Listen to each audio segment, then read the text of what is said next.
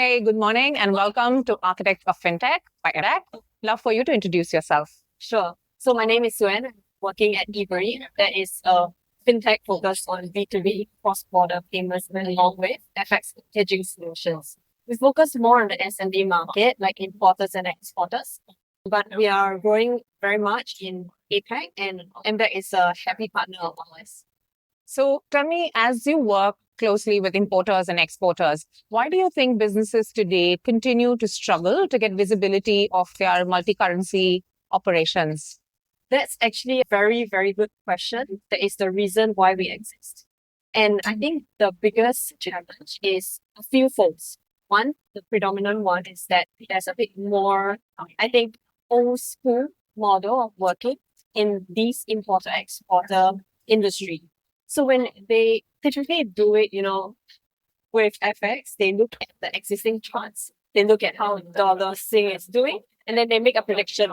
Like, okay, maybe I think it's going to go up based on the market news, etc. And that's not a very reliable way to predict because nobody knows.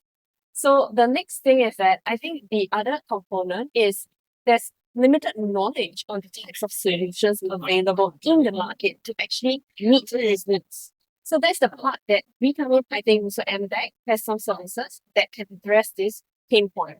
I think there's a lot more education that can be done to actually help alleviate some of these effects, visibility, knowledge, or burden even for the importers and exporters alike. Going into my next question, which is looking ahead, how do you think businesses can maintain a more consistent vision and pricing across markets, especially in today's world where currencies are going up and down and fluctuating like crazy? Absolutely. I think the number one solution that's available out there is hedging. And that's something that maybe fortunately or unfortunately is still somewhat new in APAC, especially the more emerging or developing markets like Malaysia, Indonesia, even Singapore. I think not many companies are actively using some hedging solutions to make sure that their risk is managed from an FX perspective. So I think this is something that companies and businesses should already look at to resolve some of this risk that they are experiencing in today's global economy, where today, one moment, there's tariff, tomorrow it's double. Next moment, you really don't know what might happen next. Absolutely. Now, before we let you go, my last question to you is, as an architect of FinTech yourself, what do you think is the most important foundational element that we need today in order to tie in the ASEAN infrastructure, financial infrastructure for businesses?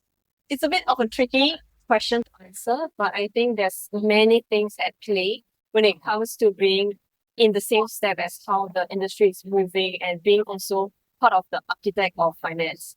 I think one of the key aspects is going to be maintaining an open mindset towards technology, changes, industry needs, but also not forgetting what is the key utility for your clients and your business.